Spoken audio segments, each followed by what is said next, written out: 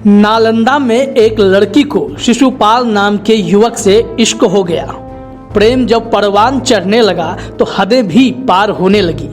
प्रेम की यह डोर मजबूत होती दिखाई दे रही थी, क्योंकि वर्ष दर वर्ष यह रिश्ता गहरा होता जा रहा था। इस दौरान दोनों के बीच पति पत्नी जैसे रिश्ते हो गए थे। लड़की समझ बैठी थी कि जिससे वह प्यार करती है वही तो मेरा हमसफर होगा, लेकिन जैसे ही बात शादी की आई उसके सपने पल पल टूटने लगे। प्रेम प्रसंग और मोहजाल की मजबूत दीवार ढहने लगी। मामला नालंदा के दीपनगर थाना क्षेत्र की है, जहां इन दोनों का प्रेम प्रसंग 3 साल तक चलता रहा। लड़की की आंखों पर से जब इश्क की पट्टी हटी तो समझ आया कि लड़के ने 3 साल तक उससे प्रेम जाल में फंसाकर सिर्फ शादी का झांसा देता रहा और उसकी अस्मत से खेलता रहा। अब इश्क में चोट खाई लड़की ने इस लड़के को सबक सिखाने की ठान ली। वह पहुंच गई थाने, जहां पीड़िता ने प्रेमी और उसके माता पिता पर दीपनगर थाने में एफआईआर दर्ज कराई है। दरअसल लड़की का कहना है कि शिशुपाल नामक युवक उसे प्रेम जाल में फंसाकर 3 साल तक शादी का झांसा देता रहा और अंततः जब मैं उसके घर गई तो उसने शादी से इनकार करते हुए मेरे बाल खींचकर मुझे घर से बाहर फेंक दिया। यही नहीं, उनके माता पिता ने भी उनके साथ बदसलूकी की। मेरा 3 साल पहले से एक लड़के शिशुपाल कुमार से मेरा प्रेम संबंध चल रहा था। बीते कुछ दिनों से 6 महीने से मैं उसे जब शादी करने के लिए बोलती, वो दिलासा दे देकर वो समय काटता गया। जब भी मैं उसे रखने के लिए बोलती वो मुझे टालता। जब मैं उसके घर कल जब उसके घर गई इस बात को पूछने के लिए तो वो लड़का कुछ नहीं बोला। उसके माता पिता जब घर में थे तो माता पिता गाली गलौज करने लगे।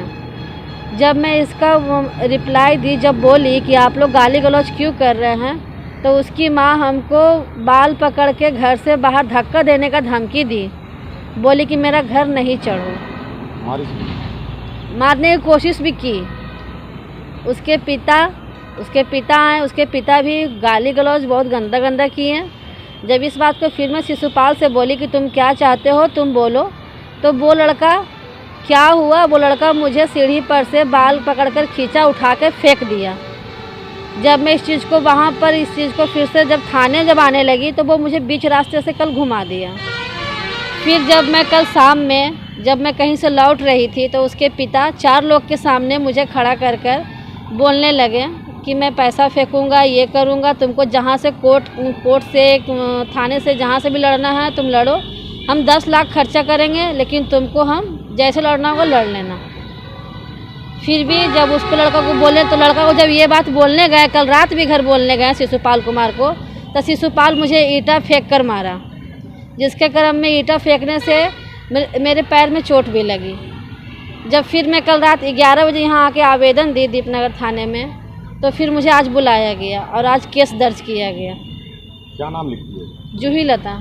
इधर सदर डीएसपी डॉक्टर मोहम्मद शिबली नोमानी का कहना है कि पीड़िता के बयान पर प्राथमिकी दर्ज कर ली गई है।